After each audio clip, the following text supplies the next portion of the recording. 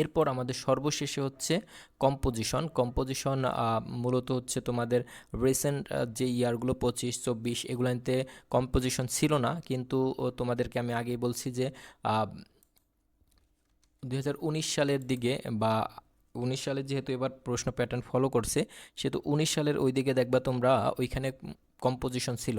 তো আমি তোমাদের 2019 সাল, 16 সাল, 17 সাল থেকে যে সকল আহ, তোমাদের কম্পোজিশন গুরুত্বপূর্ণ ও তোমাদের পরীক্ষায় আসতে পারে ওই সকল প্রশ্নগুলো তোমাদের আমি এখানে দিয়েছি। যেমন দেখো, প্যাট্রিয়টিজম দেশপ্রেম, তারপর এম ইন লাইফ, তারপর যে জীবনের লক্ষ্য, duties and responsibility of student, একজন ছাত্র বা ছাত্রীর কি কি দায়িত্ব আছে বা কর্তব্য আছে, এটা নিয়ে একটা প্যারাগ্রাফ দিছি।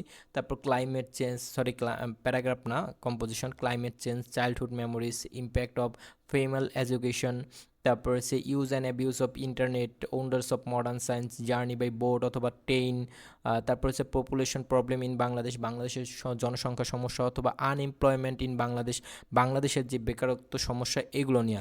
এটা হচ্ছে মূলত রিসেন্ট টপিক। এটা অনেক সময় দেখা যায় যে তোমাদের রিসেন্ট টপিক আসে, কারণ হচ্ছে তোমরা ইন্টারে পড়াশোনা করতেছো, এই জন্য হচ্ছে তোমাকে তোমাদের জাজ করার জন্য হচ্ছে অনেক সময় রিসেন্ট টপিক দিয়ে দেয়।